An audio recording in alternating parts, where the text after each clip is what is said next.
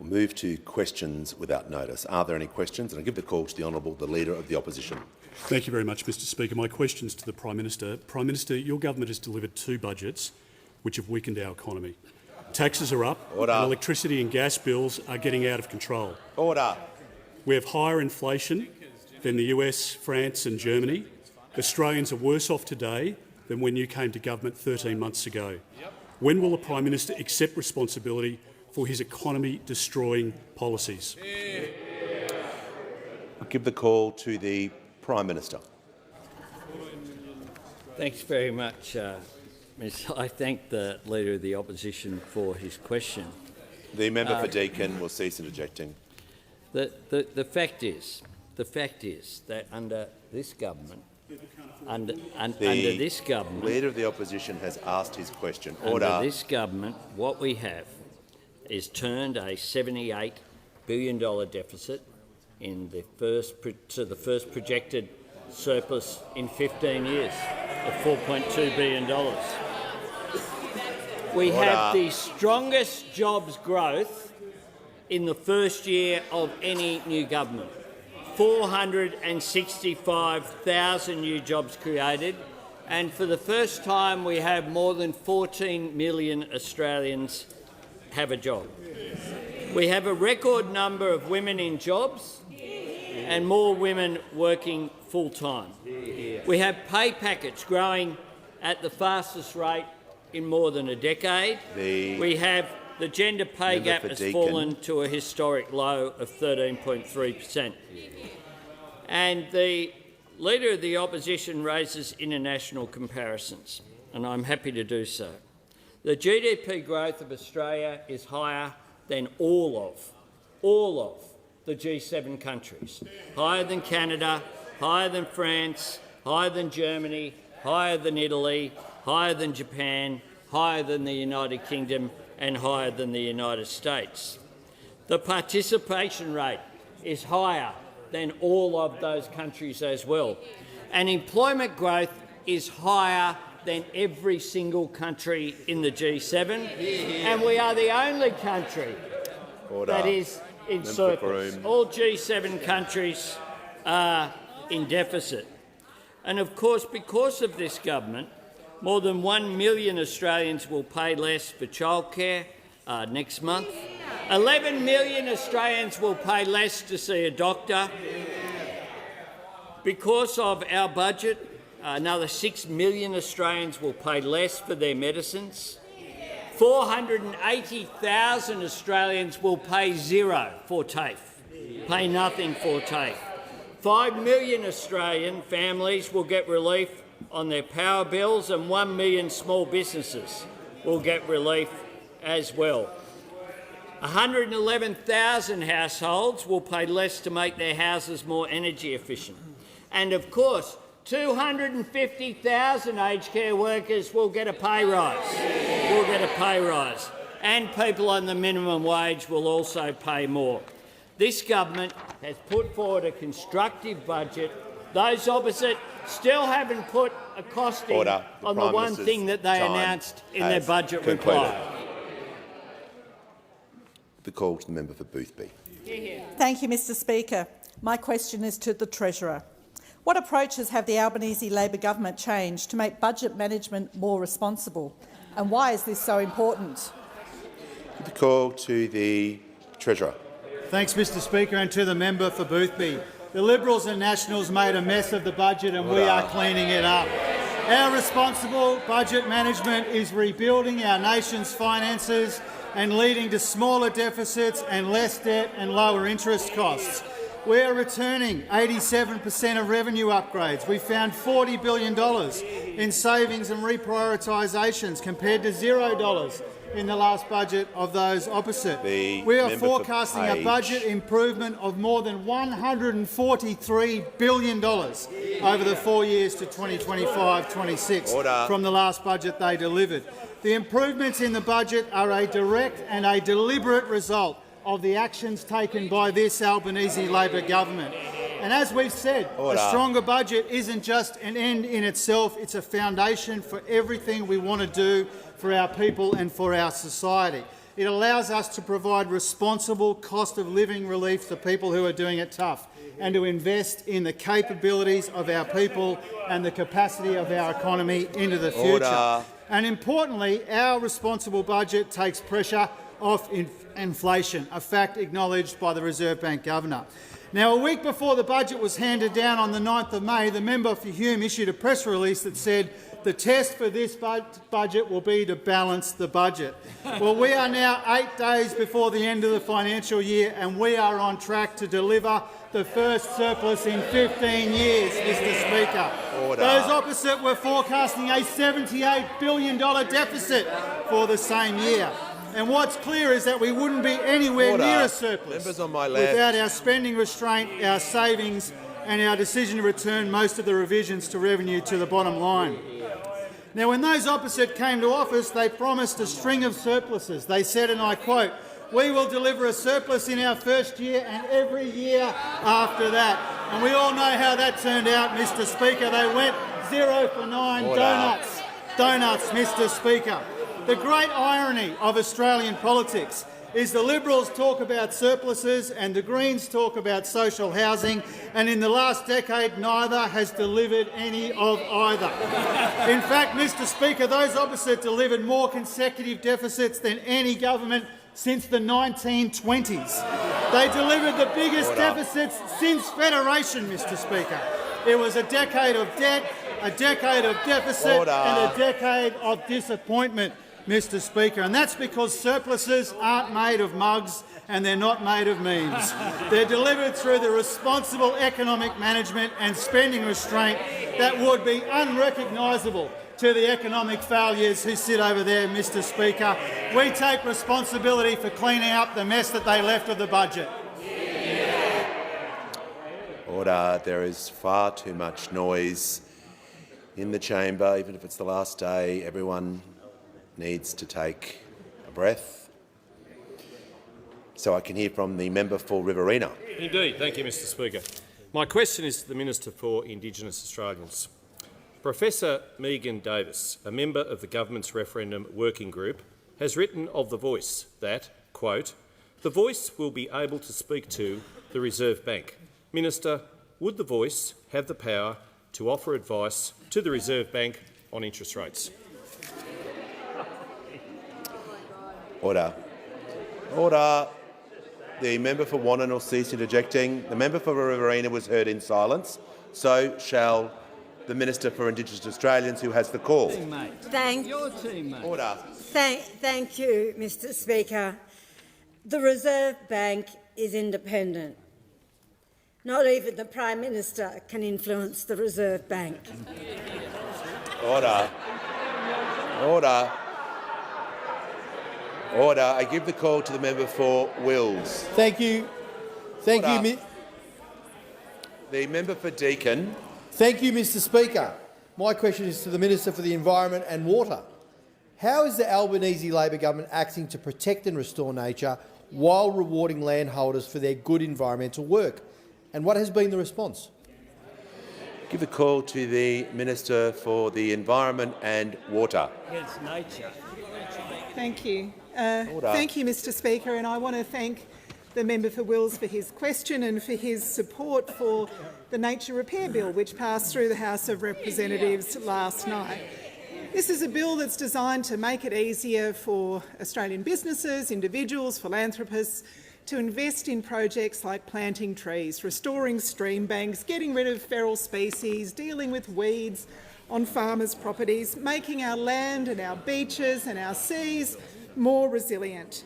It's great for farmers, for First Nations communities, for other landholders that have already been doing this work on their land, protecting and restoring nature.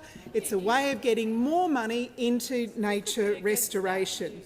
Mr Speaker, no government has done more for the environment or for climate change than this government. No government has invested more in the environment than the Albanese Labor government. This project is not designed to replace government effort, but to enhance it, to join with it, to better improve nature. That's why the World Wildlife Fund, for example, have said they support initiatives that recognise and reward real improvements in conservation outcomes. It's why it's supported by the Northern Land Council, by Landcare, by Farmers for Climate, the Australian Land Conservation Alliance, by the National Farmers Federation. So I want to thank Labor MPs and those on the crossbench that worked so constructively to pass this legislation. But I want to say, Mr Speaker, that I am perplexed that once again we have the coalition teaming up with the Greens political party to block action to protect nature. So on the one hand, the National Party have been saying this is their proudest achievement. Their proudest achievement. On the other hand, we've got the Greens who are saying, please invest more in nature. Where's the money? And here they have an opportunity to direct money into the hands of farmers and regional communities, and to support more investment in nature.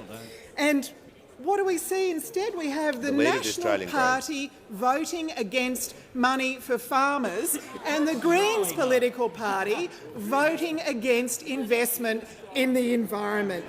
Mr Speaker, it is extraordinary that they have teamed up once again to say no, because they are addicted to saying no.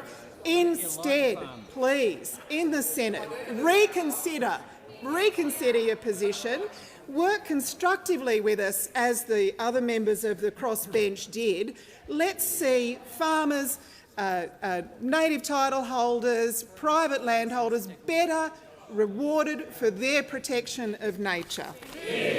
Before I call the member for Warringah, I'm pleased to advise the House that in the gallery today is Ms Mary Eason, the former member for Lowe, nurses from Papua New Guinea who are in Australia as part of the International Workforce Development Program, and students from Christian College, the member for Corangamite's electorate. A warm welcome to you all. Give the call to the member for Warringah. To the Prime Minister. Your government has backflipped and blocked an inquiry into Middle Arm in Darwin despite $1.5 billion of taxpayers' money allocated to this project, extensive self-interested lobbying and seemingly no independent business case or assessment of risks and benefits to the Australian people. FOIs show the key purpose is as a gas export terminal. Why is the public funding key infrastructure for a private gas company to make record profits from exports? Give the call to the Minister for Resources and the Minister for Northern Australia. Thank you, Mr Speaker. I think the member was trying to impute that there is a subsidy for fossil fuels on the Middle Arm. That is not the case, and we've made that very clear that is not the case, and it will continue to be the case. We will continue to work with the Northern Territory Government on the development of the Sustainable Development Project there in the Northern Territory on Middle Arm. It is very important for the Northern Territory to diversify its economy. It does have challenges to its economy, and this government, the Albanese Labor government, will continue to support and work with the Northern Territory Government. As the Minister for Infrastructure has said before, this government will have an equity stake in that project and will continue to work with right across Northern Australia, particularly in Darwin, where this project is very important for future export industries. The Minister has concluded her answer. We give the call to the member for Spence. Thank you, Mr Speaker. My question is to the Minister for Housing and Homelessness. How will the Albanese Labor government's ambitious housing agenda help tackle housing challenges across Australia, and what is currently blocking it? Give the call to the Minister for Housing, Homelessness and the Minister for Small Business. Thank you, Mr Speaker, and I want to thank the member for Spence for that important question and for his support for our broad, ambitious housing agenda, Mr Speaker, because it is ambitious, but importantly it's also achievable, Mr Speaker. The $575 million that we unlocked immediately means homes are under construction today because of the decisions that we made. The Housing Accord in our first budget, another 10,000 affordable rental homes matched by the states and territories with another 10,000 affordable rental homes. The member for Deakin. Of course, in our last budget, the $2 billion for Housing Australia to support more social and affordable homes, and our changes to build to rent, again to encourage more rental homes to be built in Australia. And then, of course, our announcement last weekend of the $2 billion Social Housing Accelerator. The Minister will pause a moment. The member for Deakin, the member for Wannon are now warned. If they persist with any interjections, they will leave the chamber. Not having any more of it. Give the call to the Minister in continuation. Thank you, Mr Speaker. The $2 billion Social Housing Accelerator announced last weekend investments in social homes, that is public and community housing with the states and territories. And of course our Housing Australia Future Fund, which will build 30,000 social and affordable rental homes in the first 5 years of the fund, is central to our ambitious housing agenda, but it's clearly not the only thing that we are doing. And Mr Speaker, what we are as a government is we're about delivering, but what we won't do as a government is offer something that is impossible. And that's what we're being asked to do in the Senate, where our Housing Australia Future Fund is being blocked. We've got the Liberals and the Nationals who are blocking it because, of course, they no longer believe in future funds, even though they set some up. And then, of course, we've got the Greens political party who are blocking it for something that actually cannot be delivered, Mr Speaker. Everybody in this place knows that in the Constitution it shows very clearly that we do not have the power to implement a rent freeze, very clearly. Secondly, of course, Mr Speaker, the experts and the evidence tells all of us that it will make the situation worse, that it won't work. Indeed, the Australian Housing and Urban Research Institute said, and I quote, "It won't work because it will discourage new investments, so supply will not be brought on." And then, of course, you've got Professor Graham Samuel, the former head of the ACCC, who said they should understand that the fundamental problem is we've got a lack of supply. And he went on to say, the moment you put a rental cap in place, you just simply exacerbate the supply problem. Mr Speaker, on this side of the House, we do want to get on with the job of building more homes. We want to deal with supply as I outlined. We also, of course, want to support the Australians that are renting, and we're doing that through the National Cabinet with renters' rights. We did that in our last budget with our increases to the Commonwealth Rent Assistance, the 15% increase, the largest increase in more than 30 years.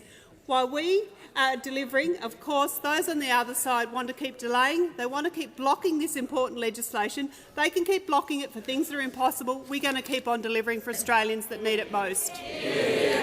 The call to the Honourable the Deputy Leader of the Opposition. My question is to the Minister for Indigenous Australians. Minister, if The Voice provides advice to the government to change or abolish Australia Day, will the government follow that advice?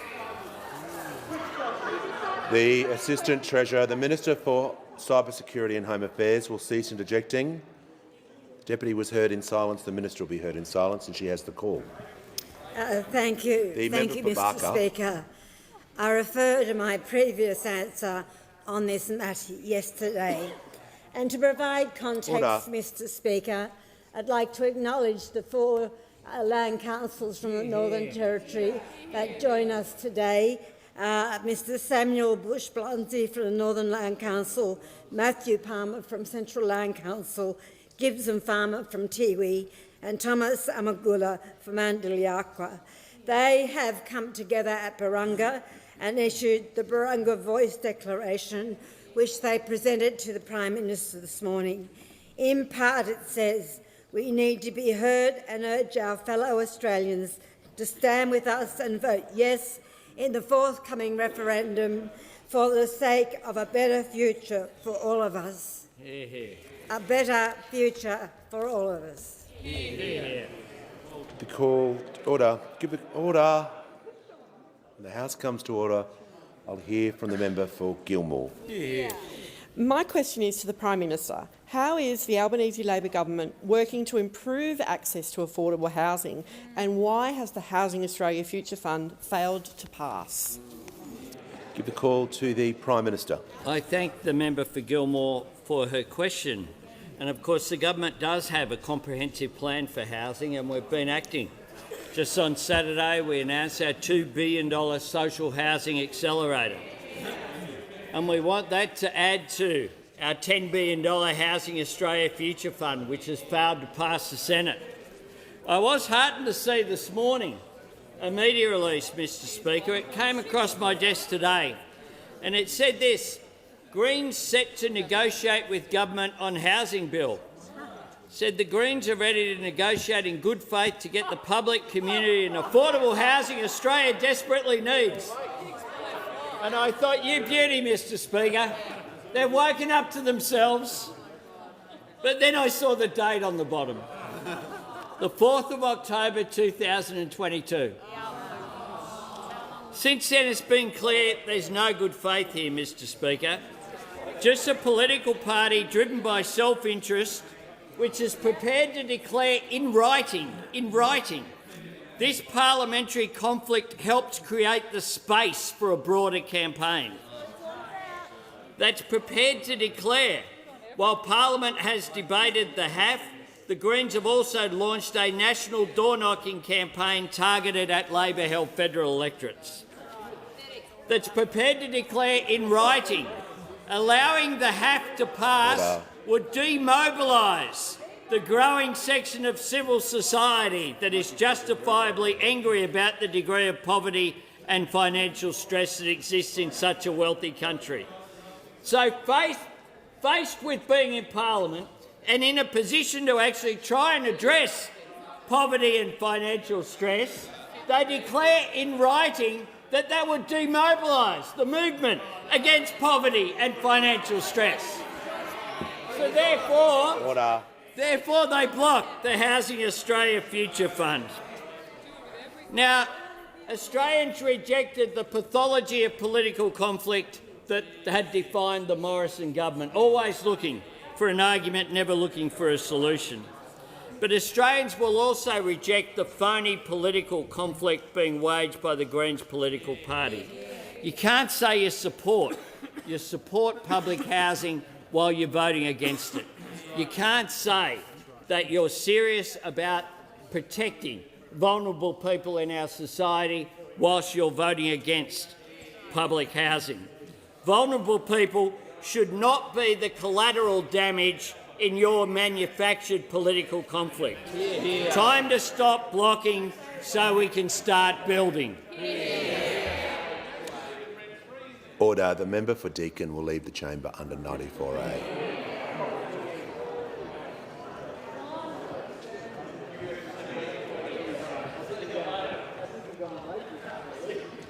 We're not mucking around today. Order. I give the call to the member for Bowman. My question is for the Minister for Indigenous Australians. Referendum Working Group member Thomas Mayo has stated that we need the power of the Constitution behind us so we can organise like we've never organised before, and that if we keep going, we maintain this momentum until we change the system, until we tear down the institutions. Was the minister aware of Mr Mayo's views when she appointed him to the Referendum Working Group? Order. The Assistant Treasurer will remain silent for this answer. Give the call to the Minister for Indigenous Australians. Thank you, Mr Speaker. I addressed this issue yesterday and the day before, and I am responsible for what I say. Order. The referendum is about two things. It's about recognition and it's about listening. It's about making a practical difference, and I simply will not engage in the style of politics that we're seeing today. Call to the order. Give the call to the member for Robertson. Thank you, Mr Speaker. And my question is to the Minister for Health.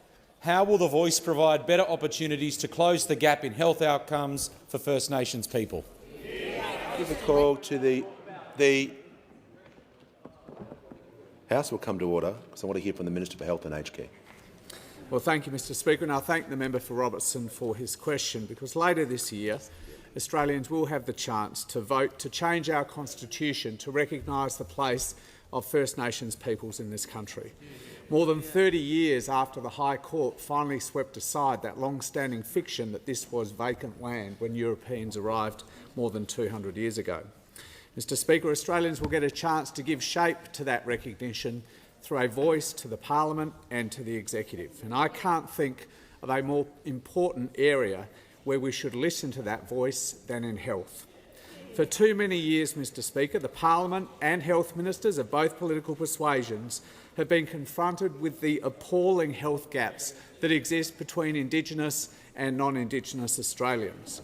Health challenges that unarguably impact Indigenous Australians differently, to use the language of the Attorney-General, but also some health challenges that are largely unknown to non-Indigenous Australians. Challenges like rheumatic heart disease, which was largely eradicated from developed countries more than 50 years ago. It's a disease, Mr Speaker, of grinding poverty. Doctors in our major cities will likely never see a case of rheumatic heart disease, but the rates in remote Aboriginal communities are among the highest in the world, higher even than in sub-Saharan Africa. Mr Speaker, these health gaps are reflected most starkly through 8 fewer years of life for Indigenous Australians, but they're riddled right through the system, and in some cases they're frankly getting much, much worse. While cancer deaths very happily declined overall by 10% last decade across Australia, they actually increased by 10% for Indigenous Australians. Mr Speaker, none of this is news. We've all known about this for years, and we have all worked hard to close the gap. But with the best of intentions and with substantial investment, the current approach simply isn't working. And in the few areas where it is, it's simply not working fast enough. Frankly, Mr Speaker, we do need a new approach. And I'm confident that a voice to the Parliament and, frankly, a voice to the Health Minister will help find better, more effective, practical ways to close the gap and to allow Aboriginal and Torres Strait Islanders to live longer, healthier, happier lives. Call to the member for Menzies. Thank you, Mr Speaker. My question is to the Minister for Indigenous Australians. Yesterday, the Minister told this House that subsection 3 of the Voice constitutional amendment means Parliament will determine the functions and powers of the Voice. Isn't it the case that subsection 3 explicitly deprives Parliament of that power to make laws where those laws conflict with the Voice's powers under subsection 2, and interpreting the scope of those powers would be a matter for the High Court, not this Parliament? Order.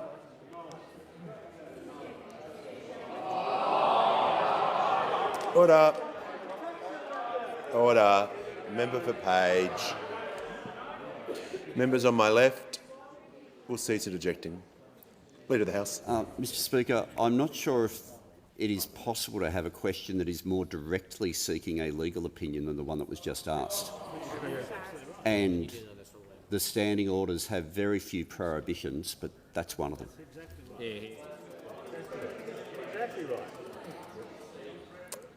I'll hear from the manager. Well, Mr Speaker, this is a question that asks the member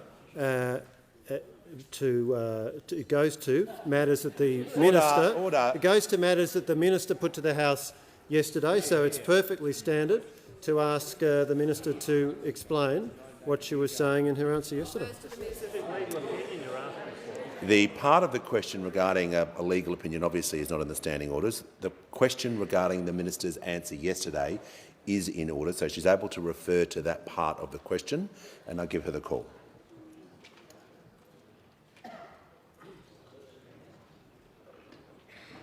The minister has the call. Thank you, Mr Speaker. I absolutely stand by my response yesterday. Give the call to the order.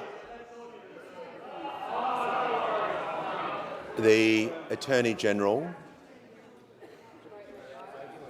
Order. When the House comes to order, I'll hear from the member for Tangney. Order. Thank you. Thank you, Mr Speaker. My question is to the Minister for Education. What is the education gap between the Indigenous and non-Indigenous Australians? How will the Voice help to close that gap? Thank you. Give the call to the Minister for Education.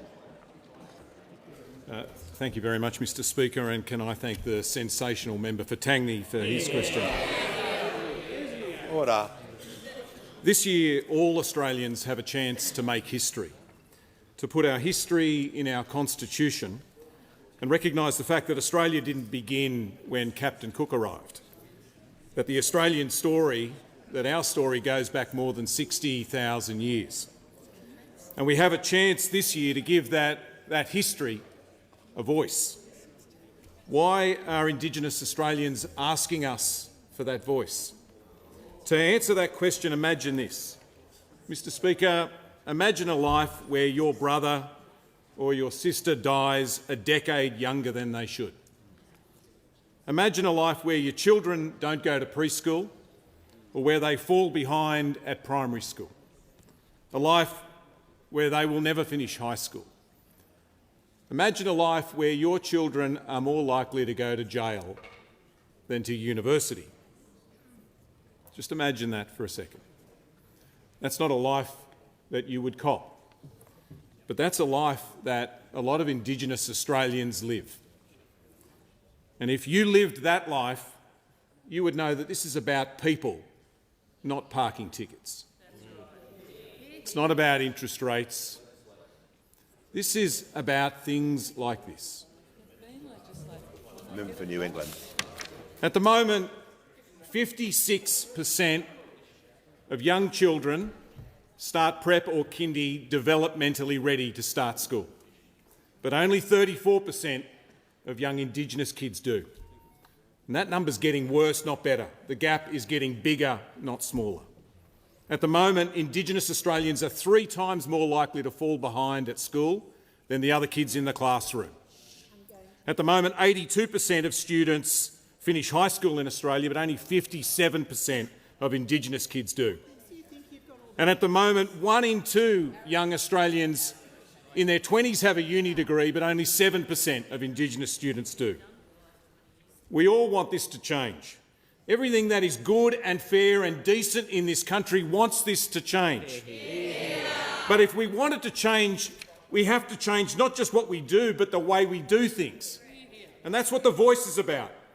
It's not me saying that, it's not us saying that, it's what Indigenous Australians are saying. Asking us to listen, asking to be heard, asking for something that will have no impact on most of us, but could just change the lives of a lot of other Australians. As Noel Pearson has said, ultimately The Voice will demand better results out of school education. If that's not a reason to vote yes, then I don't know what is. Order. Give the call to the member for Indi. Thank you, Mr Speaker. My question is to the Prime Minister. Prime Minister, regional Australia is suffering from a disastrous lack of housing supply. In Wangaratta, people are sleeping in tents because there's nowhere for them to go. Last week, the government said it was going to give $2 billion to the states and territories to build thousands of new homes. Did the government impose any conditions or receive any assurances that some of this money must go to regional Australia? Give the call to the Prime Minister. I thank the member for Indi for her question. And certainly when I was having discussions with each of the premiers and chief ministers, as well as at the virtual meeting that we held last Friday afternoon, all of the premiers, including the Premier of Victoria, who of course I announced the program with on Saturday at Moonee Valley, and then I had a meeting with him afterwards. He's very conscious about the need for homes to be built, not just in our capital cities, but in our regions as well. Our regions as well. Leader of the Opposition. The Deputy Leader of the Opposition, Will cease interjecting, will be warned. The Deputy Leader of the Opposition, I just said, don't interject or you'll be warned, and you immediately interjected. I don't know how clear I can be to her. She is warned and will remain silent for the rest of question time. The Prime Minister in continuation. Thanks, Mr Speaker. The Victorian Premier certainly knows where regional Victoria is because he holds the seats throughout regional Victoria as well. And he happens to be from the bush as well. The member for Fremantle. But each of the states and territories want to use this funding, this additional funding, on top of the $1.6 billion that we allocated for the one-year extension of the Commonwealth State Housing Agreement, on top of the $2 billion that's been provided additional for community housing to ensure that we deal with the issue of pressure, particularly on our major capital cities on the East Coast. So that is something that we have had very serious discussion on, and that when we meet again next time round, there will be a focus, just as part of planning, which the states and territories have agreed on, to ensure that zoning is appropriate, to make sure that we can get more houses built, to make sure they can be built in appropriate places. One of the drivers of that is the increased need to have more housing in regional communities. And so I'm happy to work with the member for Indi on an ongoing basis, as I'm sure the Housing Minister is, and our Infrastructure Minister, who has responsible for cities and regional development policy as well as the local government Minister as well, because a lot of this is about working with the 3 levels of government. What we know is that many of these communities as well are suffering from a failure to be able to fill the labour markets that are available because there is enormous growth in these communities. So I thank the member for her question, which is similar to the question raised by the member for Kennedy yesterday, and I look forward to working with her on an ongoing basis to make sure that it is delivered. The call to the honourable member for Paterson. Thank you, Speaker. My question is to the Minister for Defence. Following a wasted decade in the defence portfolio, what action is the Albanese Labor government taking to clean up the mess? The call to the Minister for Defence and the Deputy Prime Minister.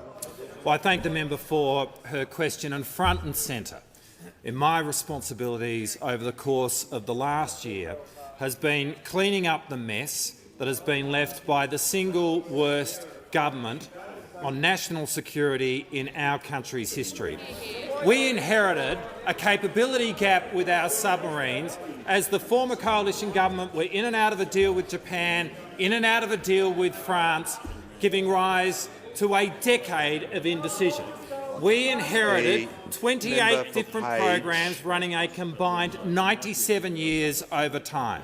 And what we've now learned is that in their last 5 years, the former government engaged in $20 billion worth of effective cuts to the defence budget, including taking billions of dollars secretly from the defence budget in a single strategic reserve adjustment alone.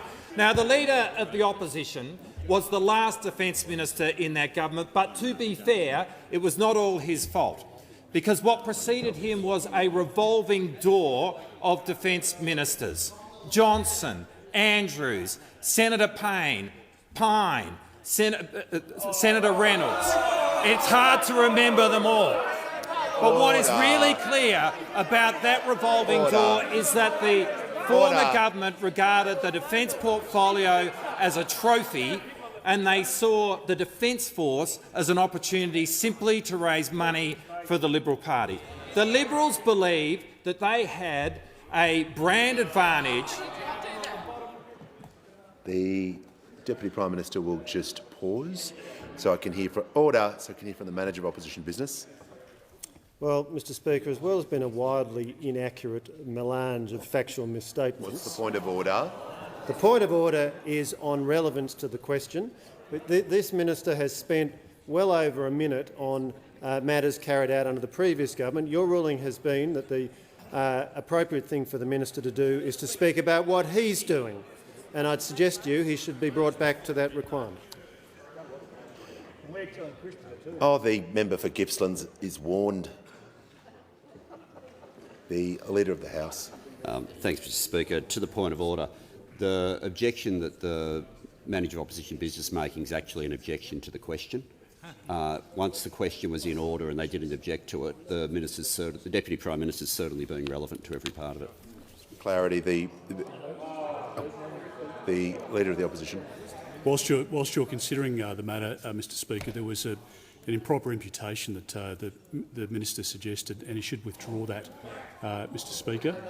He should withdraw that unparliamentary remark that was quite offensive, quite separate to the other valid points made by the Manager of Opposition Business. The Leader of the House. To what was just raised, because I know there's an increasing trend to try to seek anything withdrawn if it upsets someone even in a political sense. What the Deputy Prime Minister did was explain a point of fact about when donations were sought, and points of fact should not have to be sought to be withdrawn. Just going to remind the Deputy Prime Minister to be careful with his language, so it's within standing orders. On the point of order, the question was about, following a wasted decade in defence, what action the government has taken to clear up the mess. Whilst the minister is allowed some compare and contrast, he needs to remain his answer within standing orders. I'll listen to him carefully to make sure that he is complying with that and he has the call for the remaining time of his answer. I'll hear from the member for Wannon. Mr. Speaker, there was an imputation, and I would ask you to look at it, because it would help the House if the minister withdrew. But if he doesn't, I would ask you to look at that and come back and advise us why he hasn't. Order. The member is entitled to raise a point of order. Members on my right, I shall review what the minister said and write back to the member for Wannon. I give the call to the Deputy Prime Minister. Astonishingly and infamously, they actually tried to do it. The Liberal Party think they have a brand advantage on national security, but that has made them lazy. Theirs is not a party of defence strategists, it's a party of defence dilettantes. And if they ever did have a strategic advantage on national security, one achievement in the last decade is that those opposite totally and completely obliterated that. Mr. Speaker, the country has moved on. This government has now removed the capability gap when it comes to our submarines.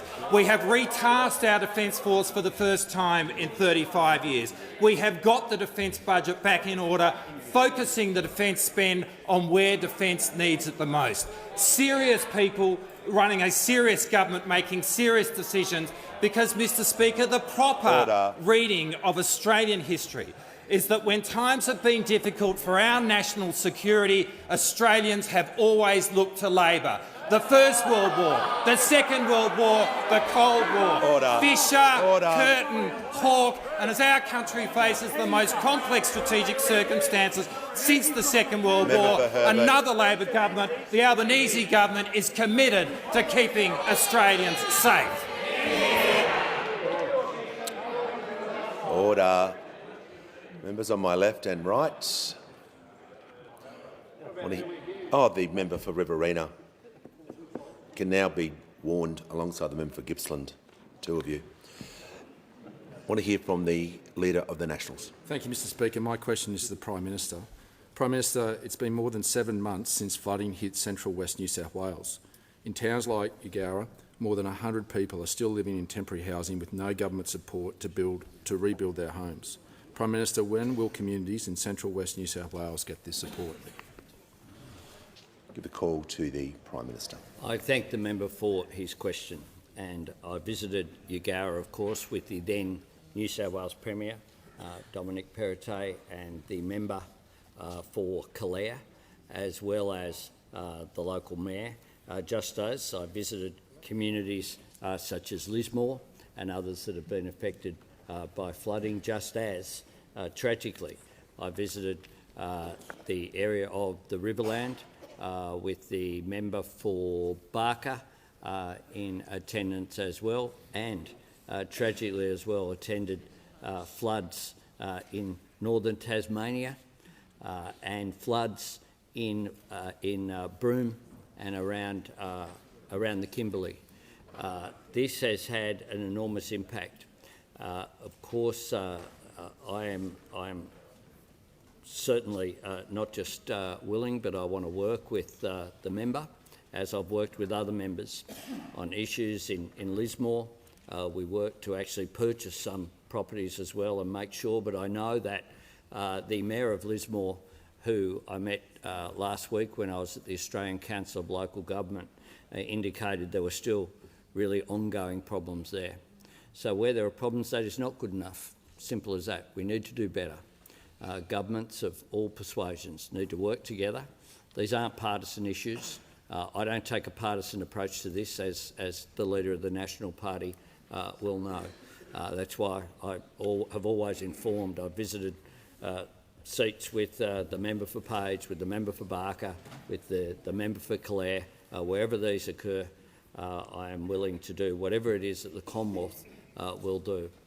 Of course, by and large, it is states that provide housing. Of course, there is no Commonwealth Public Works Department that builds housing and provides support.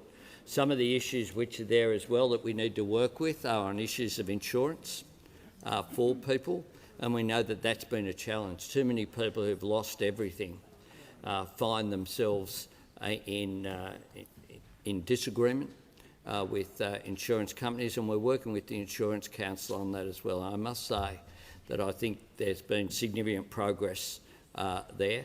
I worked very closely with the Perrottet government at the time, and we worked in a completely bipartisan way, different levels of government, and I'm sure that the incoming government, the Minns government, I'll certainly raise the issues that he has raised with me, with the Premier of New South Wales, and I'm happy to work with him over the break, to work with the Leader of the Nationals, and the local member for Calare has been very diligent in standing up for his community that has suffered so much as well. The call to the member for McEwen. Thank you, Speaker. My question is to the Minister for Government Services. I refer to the Minister's previous answers concerning prior lack of probity in procurements and contracts in government services. What have we learned about these previous practices in the portfolio which have been rejected by this government? Give the call to the Minister for the National Disability Insurance and Government Services. Thank you.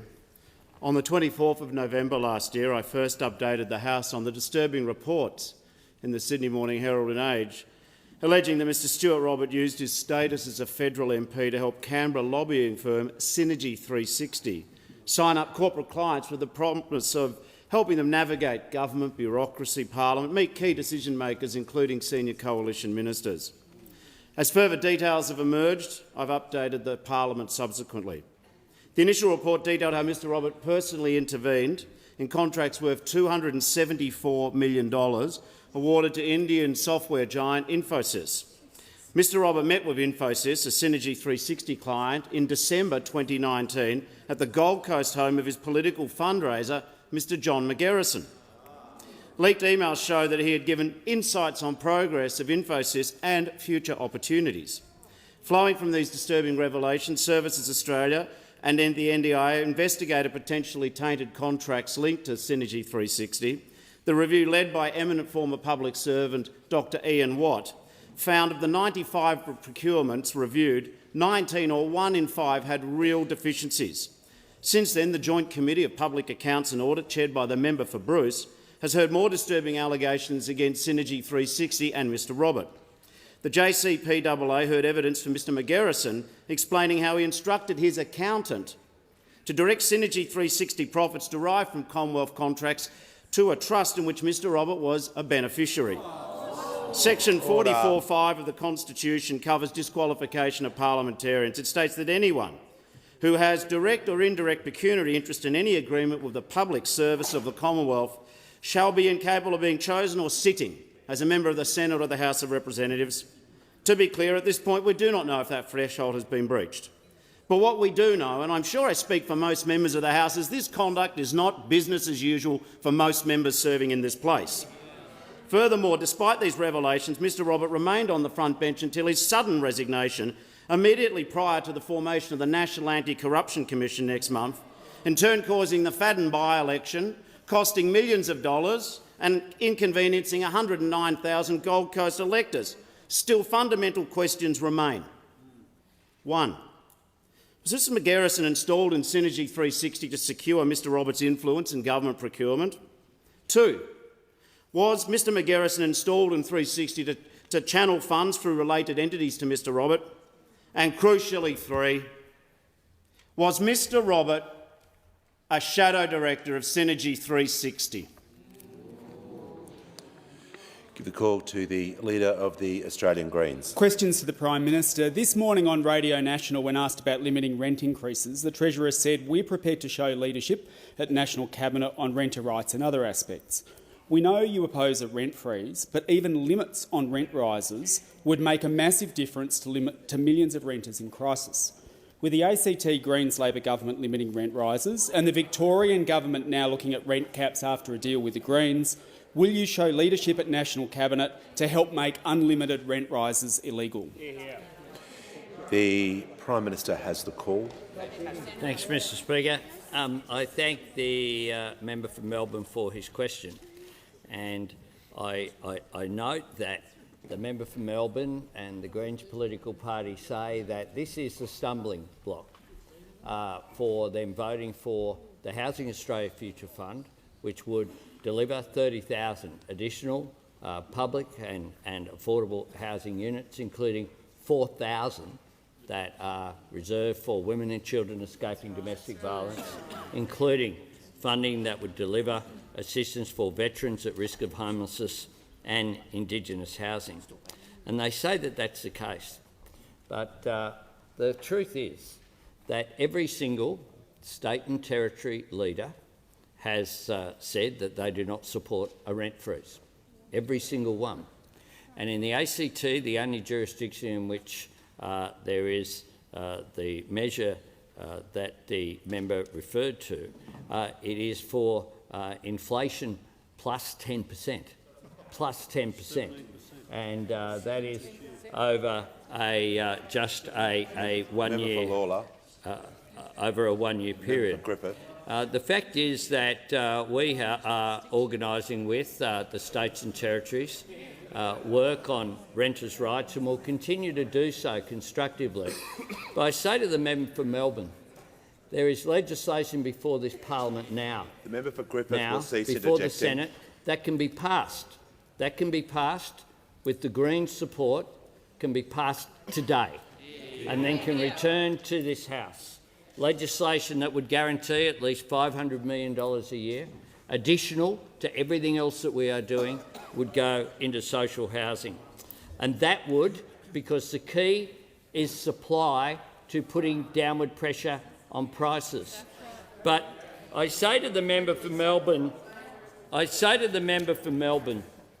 this. If the member for Melbourne has been a part of deferring this legislation not once but twice until October, and therefore ensuring that the legislation effectively... Prime Minister will pause the Leader of the Australian Greens on a point of order. Yes, thank you, Speaker. Just on relevance, the 2.5 minutes in, and the Prime Minister has not addressed the central question about whether at National Cabinet he will support and advance limits on rent increases. That has not been addressed. The Prime Minister, under the standing orders, needs to be directly relevant, which he is being, so he is in order. The Prime Minister has the call. Mr Speaker, I tell you what would have a devastating impact on renters. That would be in June to say, because the Greens political party have blocked this legislation from being even debated until October, if you said to every property owner out there, you've got till October till the rent freeze comes on, what do you think would happen? Do you think they'd put up their rents, or do you think they'd decrease it? That is why your propositions are so ill thought out and opportunistic. Get on with the program, vote for social housing, do it today. In the Senate... Prime Minister's time has concluded. Order. The member for Herbert will cease interjecting. So we can hear from the member for Fraser. Thank you, Speaker. My question is to the Minister for Early Childhood Education. Why is the Albanese Labor government so focused on delivering cost of living relief to Australian families by making early childhood education more affordable? Give the call to the Minister for Early Childhood Education and the Minister for Youth. Thank you very much, Mr Speaker. And can I thank the member for Fraser for his question, because I know, like me, he's incredibly excited about the fact that 6,600 families in Fraser will benefit from our boost to the childcare subsidy.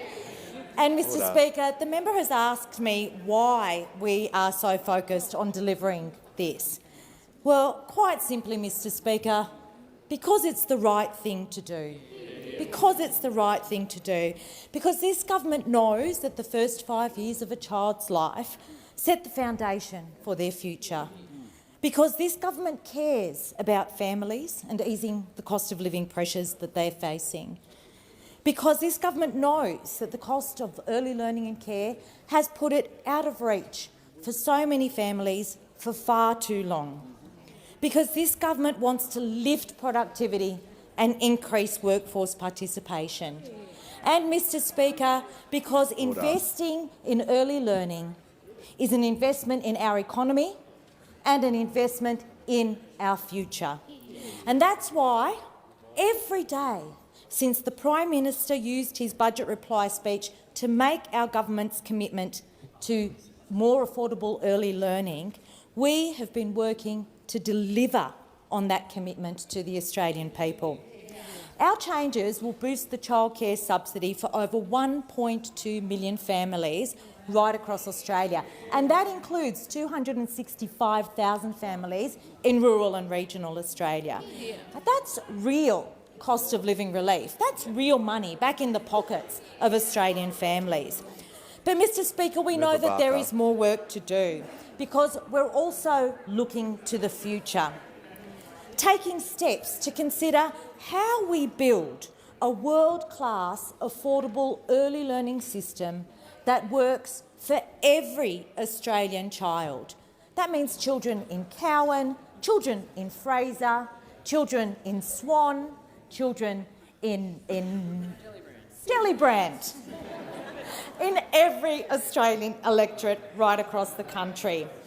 One that is flexible and responsive to children and their families' needs. Now, parents like Lauren, who's a teacher from Victoria, told me how important early learning is.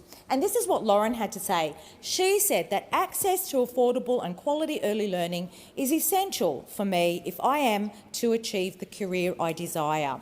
She continues, I am so thankful that we have a quality local centre that allows me to achieve the balance between what I want professionally and personally. Mr Speaker, our reforms are going to assist people like Lauren and families across the country. And we will continue to make early learning a priority for this government. The call to the honourable member for Hughes. Mr Speaker, my question is to the Minister for Indigenous Australians. Can the minister confirm that the Voice would have the power to advise the government on taxation policy? Order. The member for New England will cease interjecting. Give the call to the Minister for Indigenous Australians. Thank you very much, Mr Speaker. I'm not sure how many times I can say this. The provision makes it very clear that the Voice will advise on matters that affect Aboriginal and Torres Strait Islander people and matters that affect Aboriginal people and Torres Strait Islanders differently. That's things like life expectancy. That's things like baby birth rates. That's things like self-harm. These are the things that we are referring to. I cannot be any clearer than that. But can I do so in terms of context, Mr Speaker, just say that the referendum is about two things. It's about recognition and listening. It's about making a practical difference. We have seen the No campaign post things on social media that are clearly false, including an image of Bob Hawke saying that he did not support recognition. And his widow sent me this. There are many joys but also many tears in politics. This is Bob speaking. Bob once said to me, Yunupingu is a soul in torment. He grieves for his people, and Bob grieved too. His greatest disappointment as Prime Minister was that he could not deliver his promise to Yunupingu with the Indigenous people of Australia for recognition. The Minister will pause. The Member for Hughes on a point of order. Mr Speaker, my point of order goes to relevance. The question was very tight. We're now halfway through, and it was a question particularly on whether or not the Voice is going to be able to advise the government on matters of taxation policy. The Minister is being directly relevant. Order. I'm going to listen to the remainder of her answer. She'll be heard in silence. Mr Speaker, I have been extraordinarily relevant. I've answered the question. Order. And as Bob would have said, Order. Members on my we left. should grab this with both hands, and I suggest you do. Order. Give the call to the member for Pearce. Thank you, Mr Speaker. My question is to the Prime Minister. As the end of the budgetary parliamentary sittings approaches, what actions has the Albanese Labour government taken to build stronger foundations for a better future? Thank you. Good question. Order. Order. Members on my left. The member for O'Connor and the member for Herbert, for good measure. Give the call to the Prime Minister. I thank the member for Pearce for her question, and I thank her as one of the 4 new members from Western Australia, which is part of the reason why we were able to form government and have a vote for a better future. And we've worked every day since May last year to deliver for them. 6 weeks ago, our Treasurer handed down our second budget within the first year of us being in a position to form government. Order. Mr Speaker, member for Casey. That budget builds a stronger foundation for the better future that we committed to. It was about taking pressure off families while not putting pressure on inflation. It was about helping Australians with real relief right now when they need it, whilst building for the long term. The budget built on the achievements of our first year in office, Mr Speaker, turning a $78 billion deficit into a $4.2 billion surplus, boosting bulk billing with a tripling of the bulk billing incentive, helping 11 million Australians to see a doctor for free, the halving of medicine costs for more than 6 million Australians, the funding of an extra 8 Medicare urgent care clinics, investing in a 15% pay rise for aged care workers, provision of $3 billion between us and the states and territories on energy bill relief, increasing JobSeeker, increasing rent assistance, increasing the single parent payment. Mr Speaker, during all of that, those opposite have said no to absolutely everything. They're defined by what they're against, defined by their negativity. And we see it in the way that they approach question time, where last week they spent it going up a dry gully, and this week they've done the same thing. In less than 10 days, on the 1st of July, another of our commitment will become a reality. Cheaper childcare. Medicare urgent care clinics will start opening. The National Anti-Corruption Commission will start. Our reformed safeguard mechanism will come into force. The energy incentive for small business will take effect. And the member for Page. And the extra $2 billion for social housing will start going as well.